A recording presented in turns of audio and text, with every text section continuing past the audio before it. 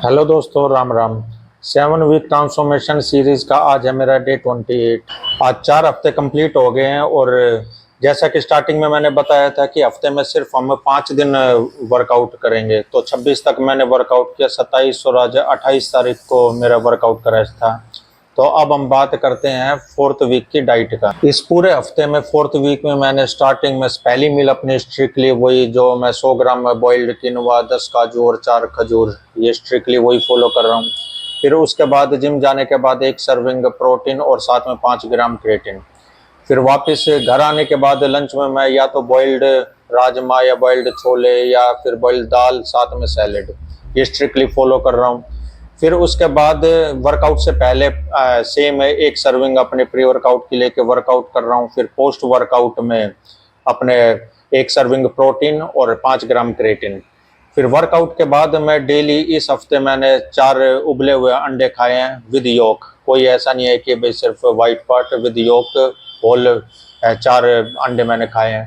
फिर घर आने के बाद पूरे हफ्ते मैंने बॉइल्ड किनोवा और साथ में सैलेड में मैं सिर्फ खीरा और प्याज ही खा रहा हूँ। जैसे ट्रांसफॉर्मेशन में हम आगे बढ़ते रहेंगे, हम उसी हिसाब से डाइट को और स्ट्रिक्ट करते रहेंगे। जैसे पहले 3 हफ्तों में मैं छोले राजमा वगैरह की इनकी सब्जी खा रहा था, लेकिन लास्ट वीक, अब ये 4th हफ्ते में मैंने सिर्फ बॉइल्ड वो खाए हैं।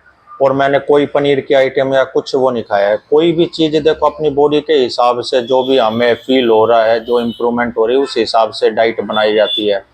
लेकिन ये जरूर ध्यान रखना है कि कोई भी चीज़ एकदम से हम नॉर्मल डाइट ले रहे हैं और एकदम से सब कुछ नहीं छोड़ना होता है। तो धीरे धीरे करके जैसे बॉडी में ट्रांसफॉर्मेशन होती है या जैसे जैसे चेंजेस आते हैं, उस हिसाब से डाइट प्लान बनते हैं आगे भी।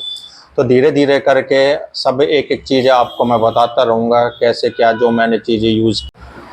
अब सिर्फ लास्ट के 3 हफ्ते बचे हैं। और हाँ, एक चीज़ और मैं ये बताना चाहता हूँ कि जैसे वीडियो अपलोड करने में एक आध दिन ऊपर नीचे हो रहा है, और ये सिर्फ इसलिए कि देखो वीडियो एडिट करने में थोड़ा टाइम लगता है, और इस वजह से मेरी स्लीप साइकिल थोड़ी डिस्टर्ब हो रही थी। और देखो, किसी भी ट्रांसफॉर्मेशन के लिए अच्छी डाइट, अच्छा वर्कआउट और अच्छा रेस्ट भी बहुत ज़रूरी होता है। अब मैं कई दिनों से फील कर रहा था कि नहीं सो पा रहा हूँ ढंग से, तो फिर अगले दिन मेरी बॉडी सफ़र कर रही थी। थोड़ा देखो रिकवर अच्छे से फील नहीं कर पा रहा था, बॉडी टूटी टूटी सी, थोड़ा ऐसे ही वो फील हो रहा था।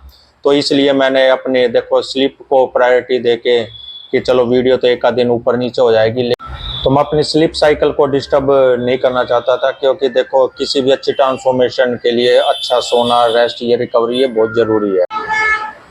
लेकिन डेली जो भी मैं वर्कआउट कर रहा हूँ उसकी वीडियो ज़रूर बना रहा हूँ मैं। कभी डिमोटिवेट नहीं होना है, हमेशा मोटिवेट रहना है। देखो, सारा गेम माइंड का होता है। जितना आप अपने माइंड को स्ट्रोंग बना के रखोगे, उतनी आपकी बॉडी वैसे रिएक्ट करेगी। तो मिलते हैं अगले हफ्ते की नई अपडेट के साथ अगली वीडियो में। Keep supporting. Thank you. Ram Ram.